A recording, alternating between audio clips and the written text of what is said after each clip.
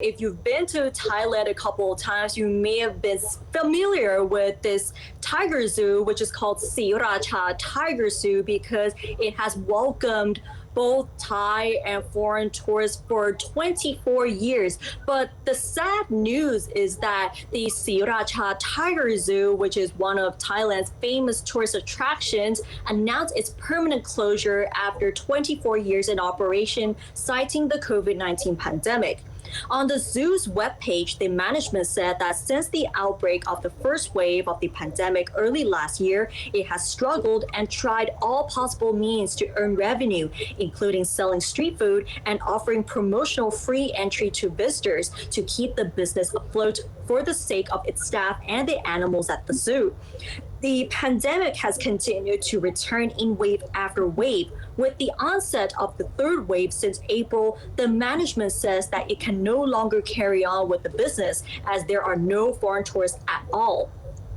As for about 5,000 animals at the zoo, including tigers, crocodiles, camels, elephants, horses, deers, and others, the management said that it will move them to a new home on land belonging to the company.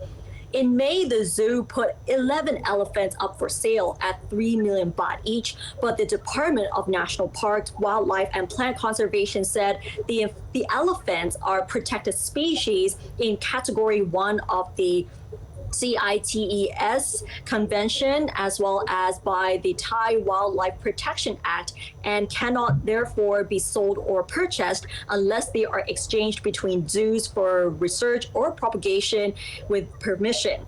As whether the zoo will resume operations again, the management said that for the time being, it could not predict the future, but they hinted that if the pandemic situation eases, they are ready to listen to proposals from the investors. It also said that they might build a new landmark somewhere which might be bigger, adding that the company has already registered the Sriracha Tiger Zoo trademark. The zoo officially opened on April 23, 1997, with Mr. Maitri Temsiripong, a former pig and crocodile breeder, as its founder and chairman. At its peak, the zoo catered to about 1.5 million tourists each year, mostly Chinese, Indian, Vietnamese, Indonesian, and Russian.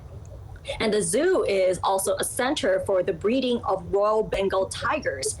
In 2004, the Animal Welfare Institute, a U.S. nonprofit organization, reported that the zoo has been using tigers and elephants in circus shows. It also came under scrutiny after it shipped 100 tigers to a Chinese zoo.